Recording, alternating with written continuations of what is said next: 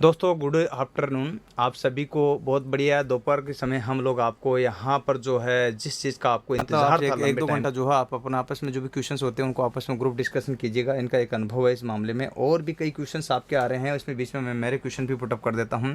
आप एएलपी से कहाँ तक प्रमोशन संभव है ये आपने थोड़ा सा बताया था, लेकिन अधिकतम कहाँ तक जा सकता है स्पोर्ट में लेकर शुरुआत से लेकर? एएलपी से जैसे गुड्स एएलपी से जैसे गुड्स एलपी बनता है ना। गुड्स एलपी में 5 वर्ष नौकरी करने के बाद वो डायरेक्ट डिपार्टमेंटल हर साल वैकेंसी निकलती है, एएमई की या एई की।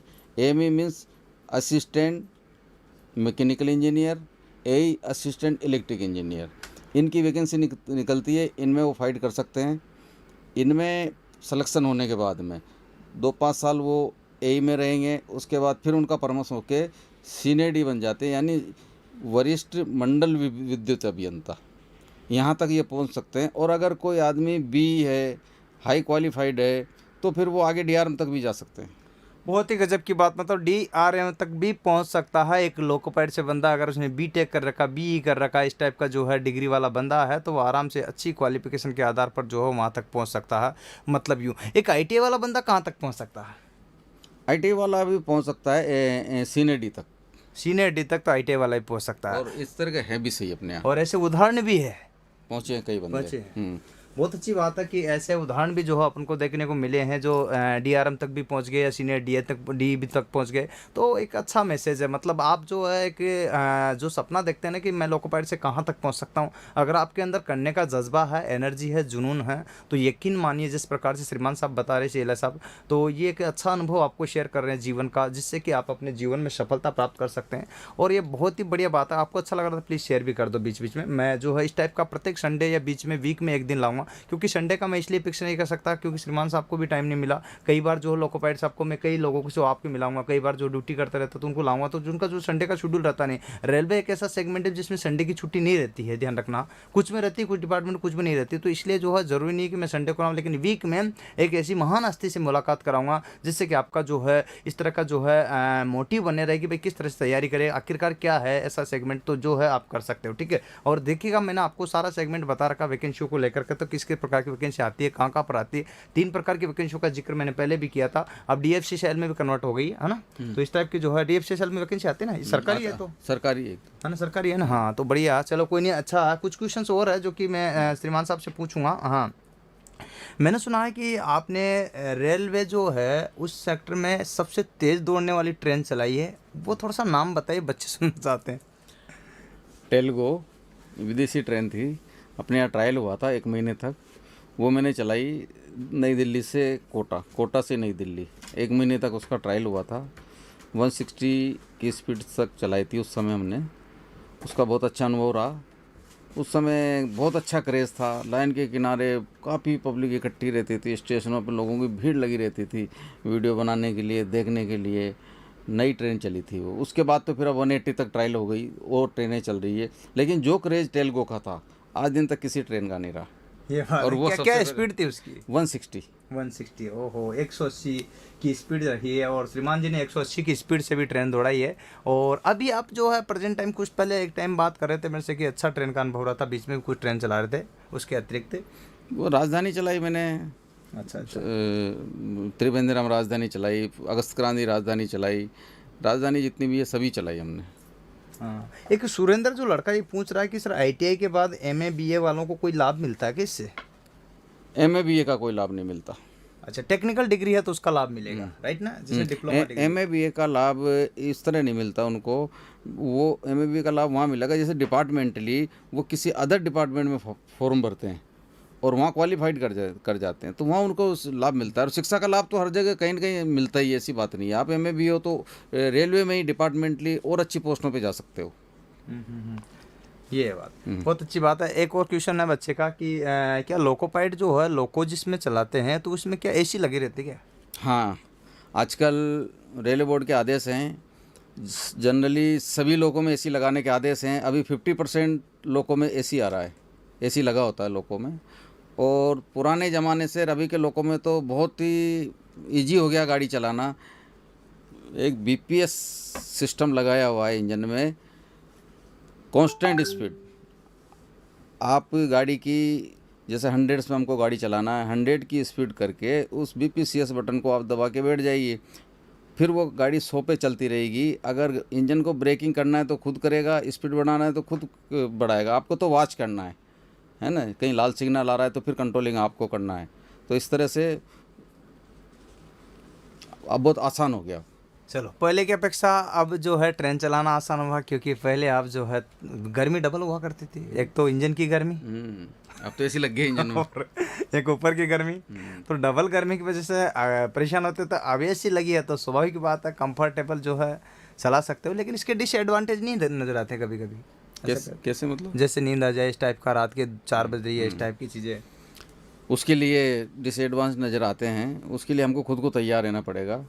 नींद हमको भी आती थी, तो जब भी नींद आ रही है आप अपने आप को चेंज करिए, अपना मूड हो।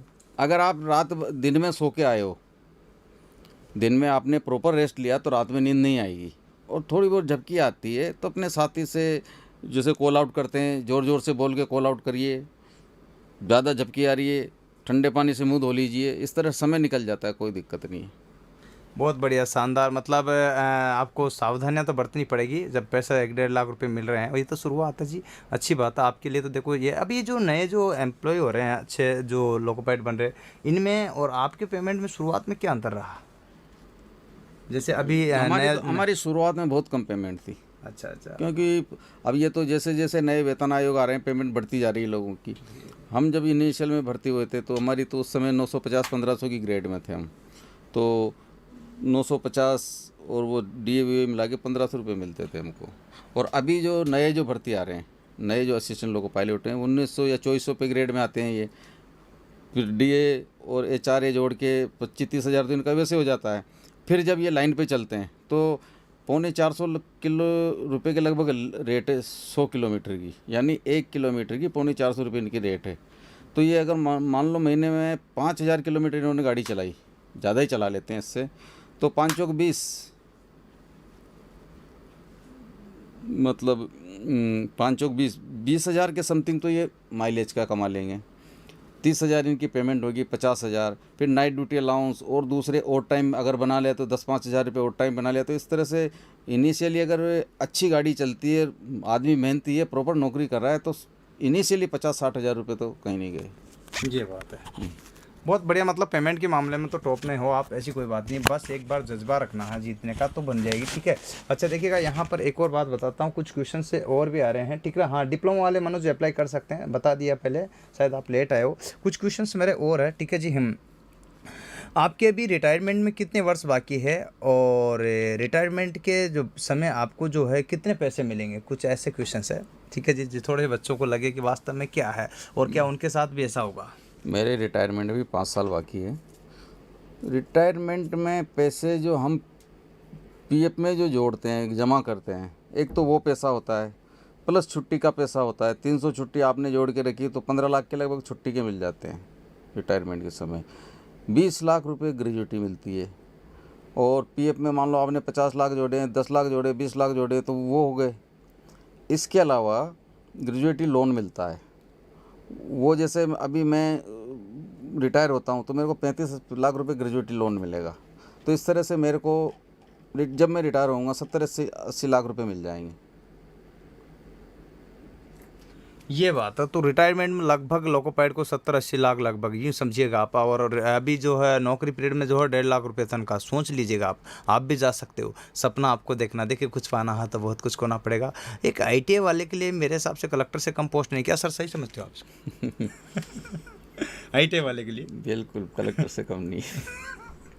ITI करने वाले के लिए, बंदे के लिए इससे बढ़िया नौकरी, इससे बढ़िया तनख्वाह और इससे बढ़िया शानदार, देखो मान सम्मान रेस्पेक्ट भी तो होना है। आप लोको चलाते हो, आप ट्रेन में जाते हैं तो आपने देखा इंजन को देखते हो, कितने लोग देखते हैं आसपास कि यार क्या करते हैं, कैसा होता होगा, किस तरह से रहता होगा। ये सारी चीज़ें आपको देखने को मिलती है ना, अच्छा फील होता है ना। तो यही चीज़ें सबके साथ होती है, आपके साथ भी होगी। अभी आपके यही जुनून और जज्बा बना रहा है ना, तो यकीन से आप पहुँच जाओगे, ठीक है। हाँ, है ना। ये क्वेश्चन है, साइको की तैयारी कहाँ करें, कैसे करें, है ना। और इसके लिए देखिएगा, वैसे तो मैं भी कराता हूँ, पर सर की क्या राय है, सर से ही पूछते हैं। साइकिलिकों के लिए तो अलग अलग कोचिंग संस्थान होते हैं। अब ये जो अच्छा कोचिंग हो वहाँ पे आप ट्राई करिए, इस बारे में मेरे को ज़्यादा ये नहीं है। चलिए, श्रीमान जी को साइको के बारे में ज़्यादा नॉलेज नहीं है, लेकिन आप जो है साइको मेरे से भी कर सकते हो और आपको जहाँ बेहतर लगे वहाँ से भी कर सकते हो, कोई दिक्कत नहीं। खैर, अगला क्वेश्चन है मेरा यहाँ पर कि आपके रिटायरमेंट के बाद आपको पेमेंट कितना मिलेगा, ये तो बता दिया आपने, ठीक है जी। ये कि बताइए, रेलवे में लोको पायलट को कहाँ कहाँ और कितने समय की ट्रेनिंग मिलती है, ये थोड़ा सा जो है क्लियर कीजिए बच्चों को, कहाँ कहाँ और कितने समय ट्रेनिंग मिलती है। लोको पायलट को ज़िंदगी भर ट्रेनिंग ही करनी होती है ना। हर 3 साल में रिफ्रेशर कोर्स, एसी का, डीजल का, उसके बाद ट्रांसपोर्टेशन का उदयपुर में जाना पड़ता है। तो हर 3 साल में 10-12 दिन आपको एसी का करना पड़ेगा, 10-12 दिन साबरमती अहमदाबाद डीजल के लिए जाना पड़ेगा, 10-12 दिन आपको अहमदाबाद उदयपुर जाना पड़ेगा ट्रांसपोर्टेशन के लिए। ये तो हर 3 साल में हो गया। इनिशियली जो भर्ती होते हैं उनके लिए बड़ौदा या भुसावल में भेजते हैं, वहाँ 4-5 महीने की ट्रेनिंग होती है। डीजल की रतलाम या साबरमती में होती है, वो भी 3 महीने की होती है। और ट्रांसपोर्टेशन की 1-1.25 महीने की ट्रेनिंग होती है, वो अपने उदयपुर में होती है। तो इस तरह से इनिशियल में 6 महीने के लगभग इनको ट्रेनिंगों में लग जाएंगे, सारी कंप्लीट ट्रेनिंगों में। उसके बाद में फिर यहाँ जब डिवीजन में इनको दे दिया जाएगा तो फिर रोड ज्ञान के लिए, जैसे आपको कहाँ कहाँ गाड़ी चलानी है, तो सिग्नल की लोकेशन सेक्शन को देखना करना, तो 1-1.5 महीने की इनको यहाँ की LRD दी जाती है। उसके बाद फिर लाइन पे फिट किया जाता है। बहुत ही गजब का क्वेश्चन है जी यहाँ पर आपका। देखिएगा, बहुत ट्रेनों के बारे में बताया कि किस किस तरह से कैसे कैसे क्या क्या है, सारा का सारा। एक बच्चा और क्वेश्चन पूछ रहा है यहाँ कि सर आपने कौन कौन सी ट्रेनें चला ली अभी तक, और कौन कौन सी रेलगाड़ी और मालगाड़ी चलाई? भाई, इंडियन रेलवे में जितनी भी मालगाड़ी चलती है वो सब मैंने चलाई। पैसेंजर में छोटी से लेके बड़ी गाड़ी जो इंडिया में चल रही है सब चला ली मैंने, कोई गाड़ी बाकी नहीं छोड़ी। डीजल की, एसी की, राजधानी, पैसेंजर, मालगाड़ी, अप टू टेल्गो, सारी गाड़ियाँ चला चुका मैं। मतलब लोअर से लेकर टॉप तक की जो भी ट्रेन, रेलगाड़ी या मालगाड़ी बनी है, श्रीमान जी ने चलाई है, तभी तो CLI आई है। चलिए चीप, हाँ जी, बिल्कुल बिल्कुल लोको इंस्पेक्टर साहब जो आपके सामने अभी है। हाँ जी, बहुत बढ़िया क्वेश्चन है आपके, है ना। एक क्वेश्चन है बच्चे का कि सर जी कितनी छुट्टियाँ मिलती हैं आपको?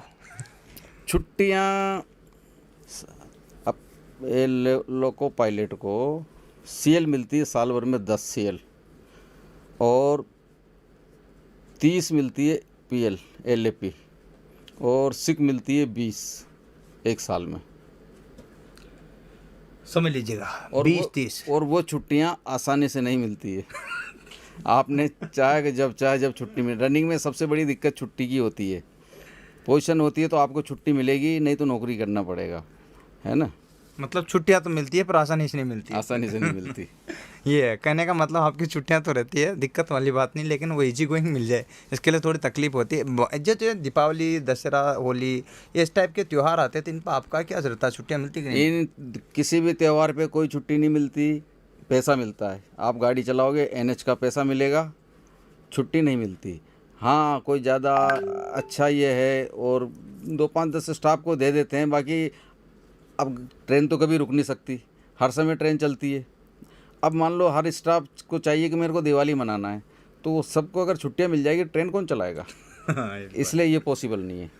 बहुत अच्छा है। देखो, एक के बाद एक अनुभव जो है आपके सामने शेयर कर रहे हैं, और बच्चे भी अच्छे अच्छे क्वेश्चन पूछ रहे हैं, है ना। एक क्वेश्चन है बच्चे का, निखिल बड़ा परेशान हो रहा है, सर डीजल मैकेनिक वालों के लिए अलाउ है क्या ITI डीजल मैकेनिक वाले इसमें फॉर्म भर सकते हैं? बिल्कुल बिल्कुल भर सकते हैं, अलाउ है डीजल मैकेनिक। हाँ जी भाई, आपका क्वेश्चन बिल्कुल है, कोई दिक्कत नहीं है ना। हाँ जी, ओके, कोई दिक्कत वाली बात नहीं। हाँ, 2022 में क्या वैकेंसी आ सकती है क्या? जैसे चुनाव का असर दिख रहा है तो ऐसा लगता है मुझे, तो आपकी क्या राय है? बच्चे पूछ रहे हैं।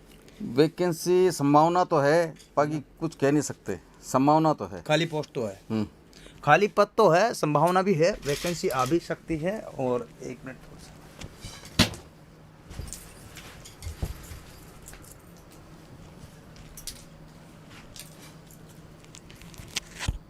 थोड़ा सा रुकिए, है ना, कैमरा थोड़ा सा डिस्टर्ब हो गया। हाँ जी, ठीक है, चलिए। हाँ चलिए, कोई दिक्कत नहीं, टेक्निकल इश्यूज आ गया था, सॉरी। तो देखिए दोस्तों, आपको जो है अभी यही बात चल रही थी अपनी कि कौन कौन सी चीज़ें क्या क्या किस किस तरह से रहेगी, और कुछ क्वेश्चंस बच्चों के हो गए थे, और भी कुछ क्वेश्चंस आ रहे हैं जहाँ पर अगर बात करें तो, ठीक है। तो यहाँ पर जो है क्या हो, डिप्लोमा वाले अप्लाई कर सकते हैं? हाँ, डिप्लोमा वाले अप्लाई तो कर सकते हैं, तो बताई दिया। डिप्लोमा वाले कर सकते हैं, बी वाले कर सकते हैं, कोई दिक्कत नहीं। हाँ, कर सकते हैं। अच्छा, ये पूछ रहा कि रनिंग कितने घंटों का होता है, मतलब लगातार कितने घंटे चलते हैं? भाई हमारे ज़माने हम तो 30 घंटे गाड़ी चलाई थी हमने, लेकिन वर्तमान में रेलवे बोर्ड के आदेश हैं 10 घंटे से ज़्यादा नहीं।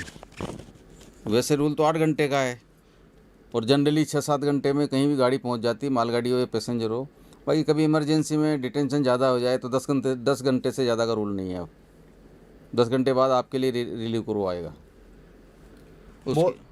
उसके लिए आपको कोई अब बाध्य नहीं कर सकता।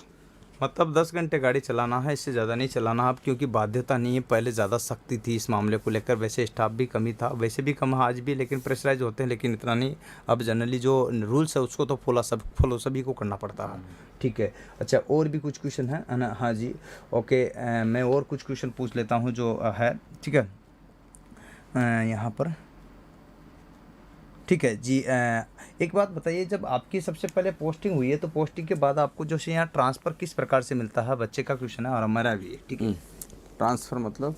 जैसे आप दिल्ली में सबसे पहले पोस्टिंग हुई थी बता रहे थे, उसके बाद यहाँ कोटा पहुँचे, किस प्रकार से पहुँचे? वो तो मैं अपना जो कोटा का शेड था उस बेस पे आया था मैं, और अदर डिवीज़न में भी हो जाती है, कोई दिक्कत नहीं है। वो तो जब आप रेलवे में आओगे, भर्ती होंगे, तो सारी प्रक्रिया पता लग जाएगा, कोई दिक्कत नहीं है, हो जाती है। अदर डिवीज़न में भी हो जाती है, और अपने डिवीज़न में तो कोई दिक्कत ही नहीं है। बाकी ज़्यादातर ट्रांसफ़र वाला मामला है नहीं लोको पायलट में। एक बार जो हेडक्वार्टर मिल गया तो वहीं स्थायी रहता है जीवन भर। ये नहीं कि आज यहाँ चले गए वहाँ चले गए, वो परेशानी नहीं है। अब जैसे मान लो कोई बच्चा यहाँ भोपाल का है, कोटा में उसकी पोस्टिंग होगी, वो भोपाल जाना चाहता है तो म्यूचुअल ट्रांसफ़र ले सकता है वो। जैसे कोई यहाँ का बच्चा वहाँ जाना चाहता है, वहाँ का वहाँ जाता है, आना चाहता है, तो म्यूचुअल ट्रांसफ़र आराम से हो जाएगा।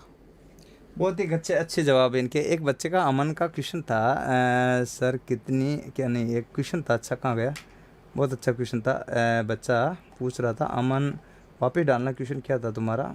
मैं भूल गया। अच्छा कोई बात नहीं, चलिए, है ना। हाँ, ये है रनिंग का तो घंटे का हो गया, ठीक है। कितने घंटे का मिलता है रनिंग, कितने घंटे का मिलता है आपको? जैसे रनिंग की जो छुट्टी होती है ना ऐसे स्टेशन पहुँचने के बाद, वो कितने घंटे की आपका रेस्ट मिलती है? वो मिनिमम 6 घंटे, मिनिमम 6 घंटे। मिनिमम 6 घंटे है। और जैसे मान लो आपकी नौकरी 8 घंटे से ज़्यादा है तो 8 घंटे का रेस्ट मिलेगा, और मैक्सिमम आपको 30 घंटे या 72 घंटे मिल सकता है। आउट ऑफ हेडक्वार्टर 72 घंटे तक आपको रुकना पड़ सकता है ना। तो मोस्टली तो 10-12 घंटे का रेस्ट मिल ही जाता है जनरली एवरेज। बाकी मिनिमम रेस्ट 6 घंटे का है, और हेडक्वार्टर पे मिनिमम रेस्ट 16 घंटे का है। अच्छा, एक क्वेश्चन है स्टार म्यूजिक एक्सप्रेस वाले का। सर जी आप कैसे पढ़ाते हैं? भाई पढ़ाता तो मैं हूँ, श्रीमान जी तो सिर्फ ट्रेन चलाते हैं या फिर चेक करते हैं। ये तो मैंने आज आपके लिए बुला लिया जी एक महान हस्ती के रूप में, जिससे कि आपको मोटिवेशनल मिल चुके, है ना। पढ़ाने का काम तो मैं करता हूँ, ठीक है जी। हाँ, इसके बाद मैं तो खैर मेरा लोकोपाइड में था तो मैं भी नहीं पढ़ा पाया, 7-8 महीने नौकरी की मैंने, ठीक है। उस टाइम में भी नहीं पढ़ा पाया था, लेकिन लोकोपाइड के बाद जैसे ही मेरा इंजीनियर में सिलेक्शन हुआ तो उस टाइम मैं पढ़ाने लगा, और उसके बाद में कंटिन्यूस हूँ, ठीक है। जैसे टाइम मिलता है नाइट ड्यूटी कर जैसे मैनेज कर लेते हैं, कोई दिक्कत नहीं, पढ़ाते हैं। पर हाँ, बिल्कुल पूरा प्रयास है हमारा कि हम पढ़ाएंगे, पढ़ाते रहेंगे, ठीक है। चलिए, अच्छी बात है, इसका तो कोई इशू नहीं आएगा। और भी कोई क्वेश्चन हुआ तो आप पूछ सकते हो, जिसमें कोई भी दिक्कत आपको हो या कोई हो, ठीक है। हाँ जी, है ना। अच्छा, इसमें जो है उम्र का तो को अलग अलग का जो है वैकेंसीज का जो बदलता रहता है कि उम्र का जो है 18 साल कम से कम चाहिए, ठीक है। एज लिमिट, हाँ जी, 18 चाहिए कम से कम, 18। हाँ, तो कम से कम 18, ऊपर तो जो है 33, ठीक है, 33, ठीक है। अच्छा, यहाँ पर बात करते हैं तो 18 से 33 साल जो है यहाँ पर होगा, ठीक है। और इसके बाद सर मेरा वेटिंग वालों का कभी फाइनल होता है क्या? जो लड़के वेटिंग में लटके रहते हैं, बीच में अटक जाते हैं, ठीक है। होता है ना, होता है। जैसे वैकेंसी आती है तो होता है कभी, पर यह प्रयास खुद को करना पड़ता है। कई बार क्या होता है, वेटिंग में रख दिया, अब उनको नहीं है जरूरत, या कहीं दूसरे लड़के ने जुगाड़ करके उनके पहले आ गए, इन्होंने सोचा कि हमारे पास कॉल आएगा तब जाएंगे। तो अगर हम खुद भी प्रयास करें, जहाँ भी वेटिंग है वहाँ जाके तलाश करें, साहब मेरा ये वेटिंग था, कब तक क्या होगा, ये होगा, तो उस बेस पे जल्दी हो सकता है। और हम यही बेटर है कि यार हमारे पास तो कॉल लेटर आएगा, अब आपके पास कॉल लेटर आएगा, वे वेटिंग में 10 लड़के हैं, उनको लेने दो।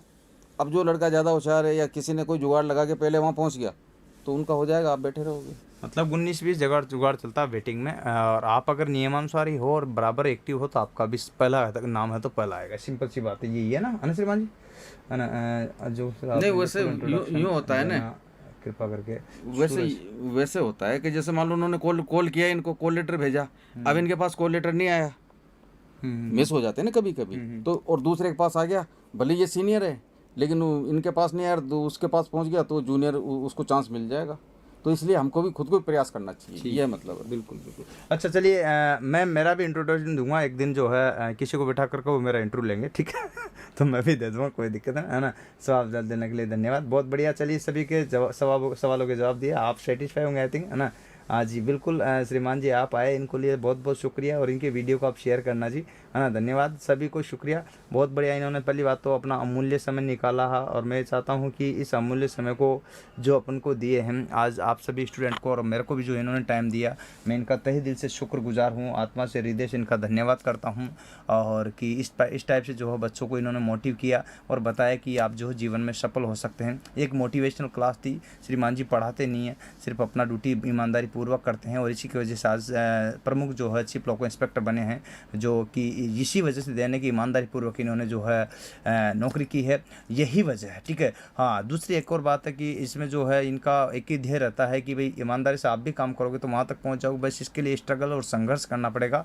लास्ट में मैं हाँ जी, एक ही बात करना चाहूँगा कि आप प्रयास करते रहो। आप इनको 2 शब्द लास्ट में जो कि सफलता के लिए बोल सके, कुछ भी, राज।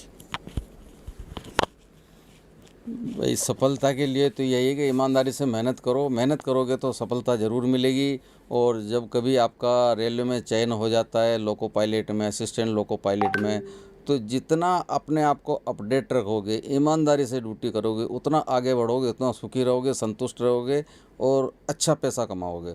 और जहाँ आप लापरवाही करोगे तो दुखी रहोगे जीवन में, किसी भी क्षेत्र में। इसलिए ईमानदारी से जो भी काम करो, ईमानदारी से मेहनत से करो, सफलता आपके कदम चूमेगी।